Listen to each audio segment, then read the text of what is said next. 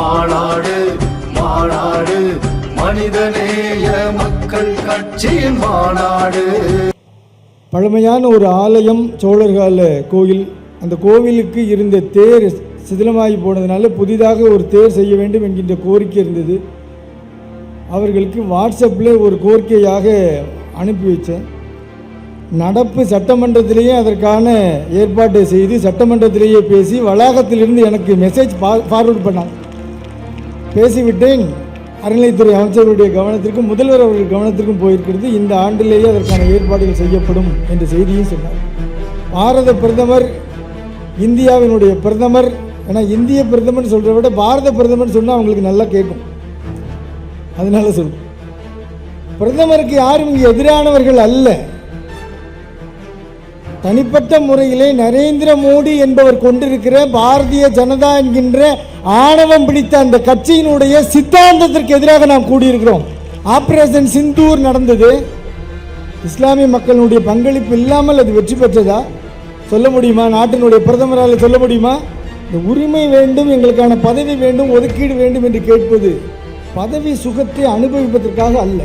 சில பேர் நினைக்கிறாங்க, உங்களால் ஜெயிக்க முடியாதனால இடஒதுக்கீடு வாங்கி வந்துடலான்னு பார்க்குறீங்களா அப்படின்னு சில பேர் விமர்சனம் பண்ணுறாங்க. நான் இதில் பதவி ஆசைக்காக இல்லை.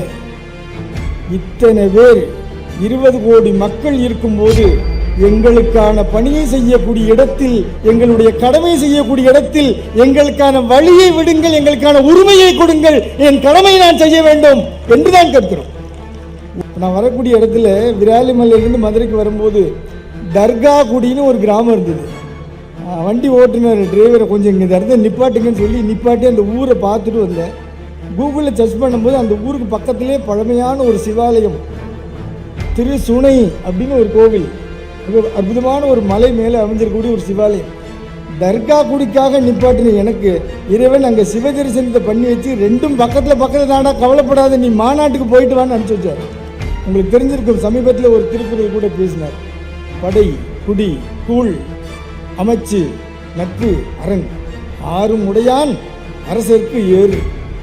இந்த திருக்குறளை அவருக்கு சொல்லிக் கொடுத்தவங்க ஒரு 4 பாட்டு கீழே வந்து பாருப்பா. காட்சிக்கு எளியன் கடுஞ்சொல்ல நல்ல நேல் மீக்கூறும் மன்னன் நிலம் என்று ஒரு திருக்குறள் இருக்குது. அதை யாராவது அவருக்கு சொல்லிக் கொடுங்க.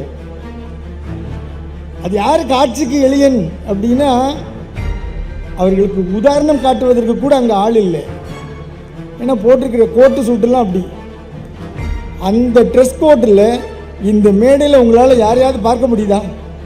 இந்த மாநாட்டின் வாயிலாக பாசிச சக்திகளிடம் இஸ்லாத்துக்கு எதிராக, சிறுபான்மை மக்களுக்கு எதிராக இருக்கக்கூடிய அந்த ஒரு வெறுப்புத்தன்மையை, நச்சுத்தன்மையை அகற்ற வேண்டும். இந்த பேரணி மற்றும் மாநாட்டின் தலைமை பொறுப்பேற்றிருக்கிற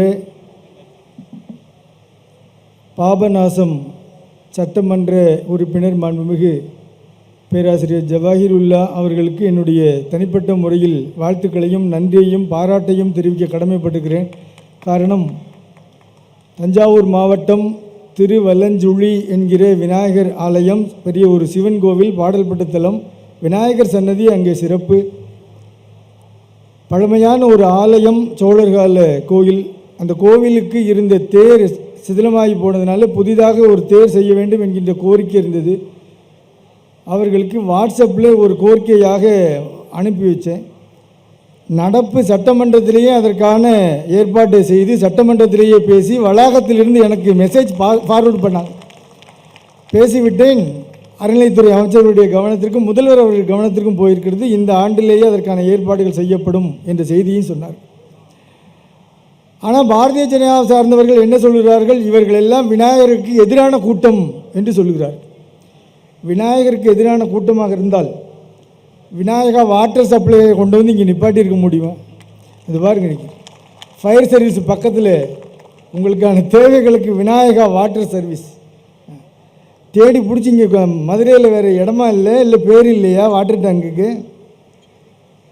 அதேபோல் நாம் யாரும் பாரத பிரதமர், இந்தியாவினுடைய பிரதமர், ஏன்னா இந்திய பிரதமர் சொல்கிறத விட பாரத பிரதமர் சொன்னால் அவங்களுக்கு நல்லா கேட்கும். அதனால சொல்கிறேன், பிரதமருக்கு யாரும் இங்கே எதிரானவர்கள் அல்ல. தனிப்பட்ட முறையிலே நரேந்திர மோடி என்பவர் கொண்டிருக்கிற பாரதிய ஜனதா என்கின்ற ஆணவம் பிடித்த அந்த கட்சியினுடைய சித்தாந்தத்திற்கு எதிராக நாம் கூடியிருக்கிறோம். அதற்கு ஒரு உதாரணத்தை இங்கே இறைவன் நமக்கு காட்டியிருக்கிறார். இங்கே பாருங்க, பிஎம் அன்கோ. நாங்களும் இந்த நாட்டின் தலைவருக்கு முன்னாலே பின்னாலே நிற்கிறோம். இந்த நாடு முன்னேற வேண்டும் என்பதில் எங்களை மாற்று கருத்து இல்லை. ஆபரேஷன் சிந்தூர் நடந்தது. இஸ்லாமிய மக்களுடைய பங்களிப்பு இல்லாமல் அது வெற்றி பெற்றதா? சொல்ல முடியுமா? நாட்டினுடைய பிரதமரால் சொல்ல முடியுமா? வெளிநாட்டுக்கு போகிற இடத்துல எல்லாம் ஆபரேஷன் சிந்தூர் வெற்றியை கொண்டாடி கொண்டிருக்கிறார்கள். இங்கே அது சம்பந்தமாக பேசும்போது யார் பொட்டு அழிச்சாங்களோ அவங்க சகோதரியை வச்சு வேலையை முடிச்சுன்னு ஒருத்தர் சொல்லி மன்னிப்பு கேட்குற வரைக்கும் போகுது. அப்போ அங்கே உள்ளே இருக்கக்கூடிய வன்மம் என்ன என்பது நமக்கு தெளிவாக புரிகிறது. ஆக வக்ஃபு போர்டுக்கு எதிரான இந்த சட்டத்தை திரும்ப பெற வேண்டும் என்கின்ற கோரிக்கையும், உள்ளாட்சி மற்றும் நாடாளுமன்ற உறுப்பினர்களில் இஸ்லாமியர்களுக்கு உரிய ஒதுக்கீடு வேண்டும் என்று கேட்கின்ற இந்த இரண்டு கோரிக்கைகளும் நாம் எதற்கு திரும்ப திரும்ப பேச வேண்டியிருக்கிறது என்று சொன்னால், நடந்து கொண்டிருக்கிற ஒன்றிய அரசின் ஆட்சி கட்டிலில் இருக்கக்கூடியவர்கள் சிறுபான்மையருக்கு எதிராக, குறிப்பாக கிறிஸ்தவ இஸ்லாமியர்களுக்கு எதிராக, ரிட்டையர்டு ஐபிஎஸ் சொன்ன மாதிரி தலித்துகளுக்கு எதிராக, விவசாயிகளுக்கு எதிராக, சொல்லப்போனால் அடிமட்டத்தில் இருக்கக்கூடிய சாமானிய மக்களுக்கு எதிராக இருக்கிறார்கள் என்பதனால் நாம் திரும்ப திரும்ப சொல்ல வேண்டியிருக்கிறது. எனக்கான உரிமை வேண்டும்,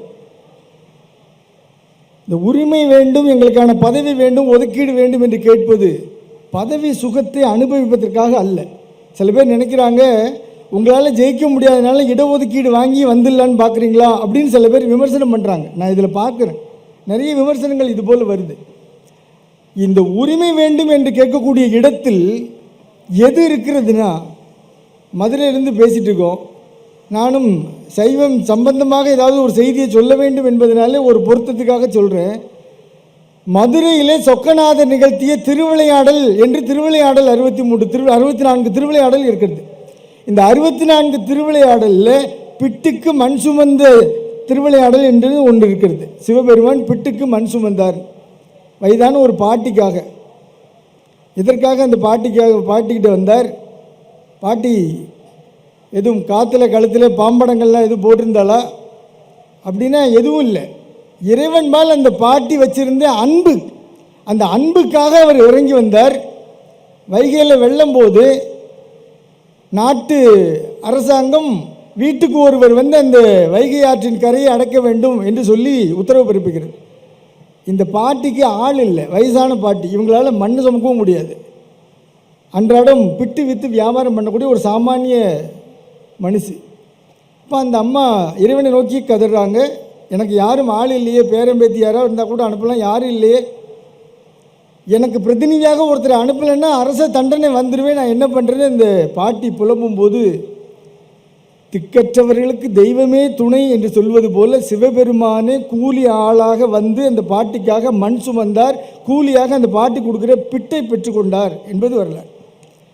ஆக இஸ்லாமியர்களுக்கான அந்த ஒதுக்கீடு, இடஒதுக்கீடு எங்களுக்கு வேண்டும், உள்ளாட்சியிலும் வேண்டும், நாடாளுமன்றத்தில் வேண்டும், லோக்சபாவிலையும் வேணும், மக்களவையிலும் வேணும் என்று கேட்கும்போது பதவி ஆசைக்காக இல்லை. இத்தனை பேர் 20 கோடி மக்கள் இருக்கும்போது எங்களுக்கான பணியை செய்யக்கூடிய இடத்தில், எங்களுடைய கடமை செய்யக்கூடிய இடத்தில் எங்களுக்கான வழியை விடுங்கள், எங்களுக்கான உரிமையை கொடுங்கள், என் கடமையை நான் செய்ய வேண்டும் என்றுதான் கேட்கிறோம். ஒருவேளை மறுத்தால், எந்த திருக்குறானை எடுத்து 5 வேளையும் தொழுகை நடத்துகிறீர்களோ அந்த இறைவன் கொண்டு வந்து ஒரு பிரதிநிதியை அந்த இடத்திலே உட்கார வைப்பான் என்பதை அறுதியிட்டு நான் சொல்கிறேன். காரணம், அத்தனைக்கான ஆளுமைகள் இங்கே இருக்கிறார்கள். இஸ்லாத்தில் இல்லாதவர்களா? இதே மதுரையிலே அந்த பக்கம் ஒரு மாநாடு நடந்தபோது அங்கேயும் ஒரு ஐபிஎஸ் வந்தார், விஆர்எஸ் போட்டுட்டு தான் வந்தார். இங்கேயும் ஒரு ஐபிஎஸ் வந்திருக்கிறார். இவர் படைக்கலமாக வந்திருக்கிறார். அவர் ஏதோ ஒரு பதவி எதிர்பார்த்துட்டு இருக்கிறார். அநேகமாக அடுத்த ஆளுநராக கூட வரலாம். ஆனால் பாவம் அந்த மாநிலம் மக்கள் சிக்கி சின்னாபின்னமாக போகிறாங்க. நம்ம மாட்டிட்டு முழிக்கிற மாதிரி தலையும் புரியாமல் வாழும் புரியாமல் ஒரு ஆளுநராக வந்து உட்காந்துட்டு ஒருத்தர் பேசிட்டு இருக்கிறார்.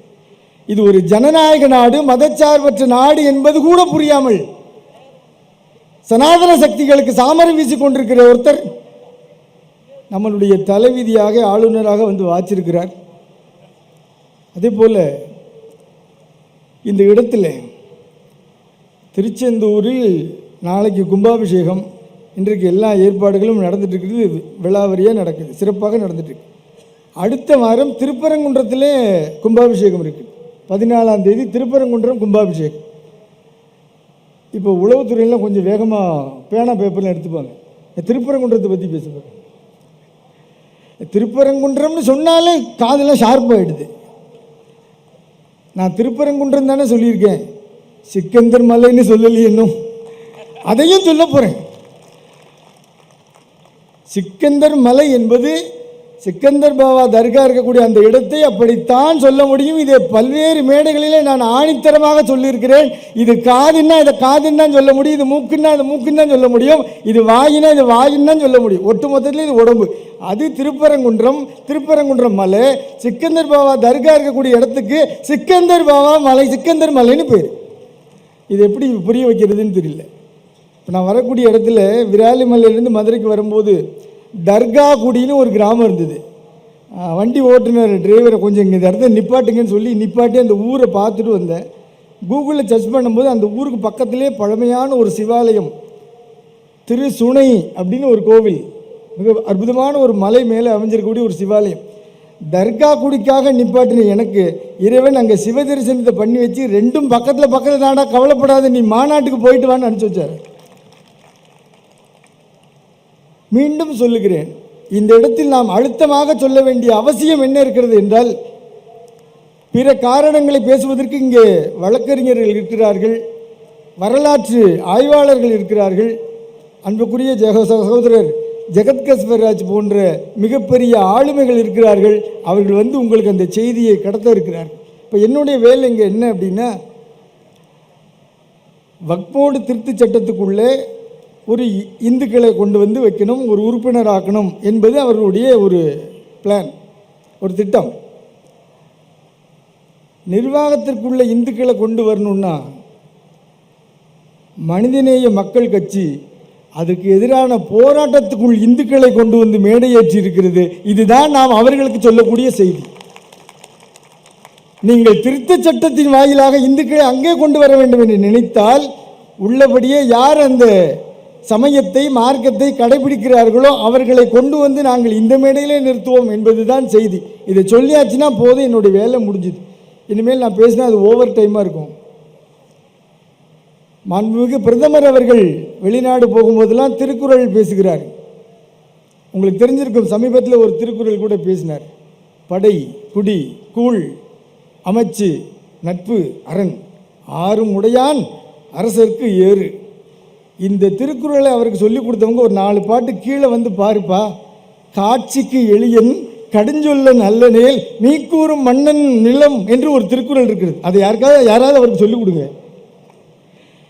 அது யார் காட்சிக்கு எளியன் அப்படின்னா, அவர்களுக்கு உதாரணம் காட்டுவதற்கு கூட அங்கே ஆள் இல்லை.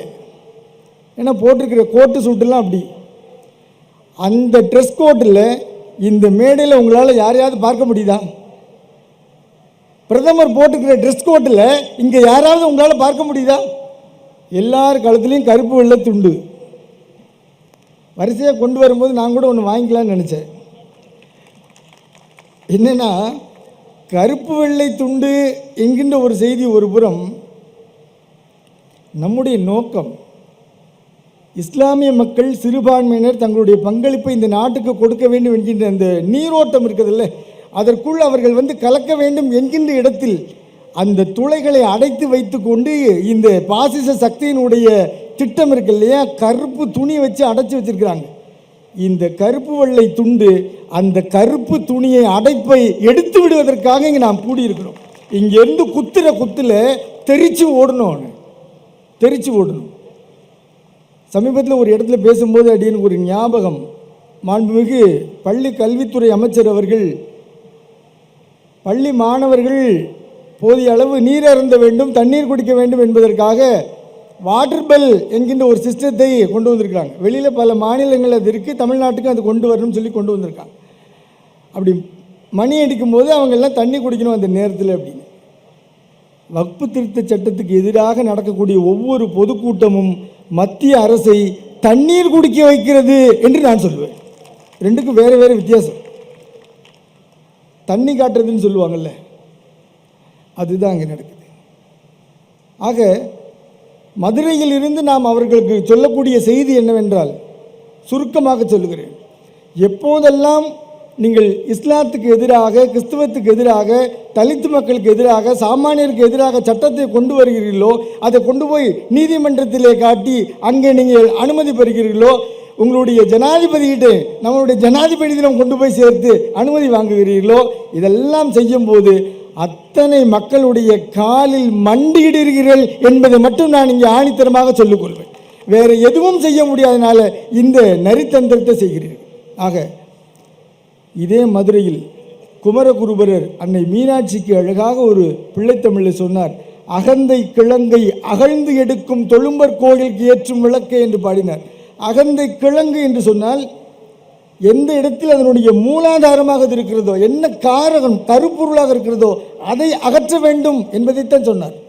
இந்த மாநாட்டின் வாயிலாக பாசிச சக்திகளிடம் இஸ்லாத்துக்கு எதிராக, சிறுபான்மை மக்களுக்கு எதிராக இருக்கக்கூடிய அந்த ஒரு வெறுப்புத்தன்மையை, நச்சுத்தன்மையை அகற்ற வேண்டும் என்பது இந்த மாநாட்டினுடைய நோக்கம் என்பதை மீண்டும் ஒரு முறை அழுத்தமாக சொல்லி, எல்லாம் வல்ல இறைவனுடைய நல்லருளினாலே அனைவருக்கும் சகல செல்வ யோகமிக்க பெருவாழ் சித்திக்க பிரார்த்தித்தவனாக இந்த அளவில் என்னுடைய உரையை நிறைவு செய்கிறேன். வாய்ப்புக்கு நன்றி. வெற்றிவேல் முருகனுக்கு கருவூர்.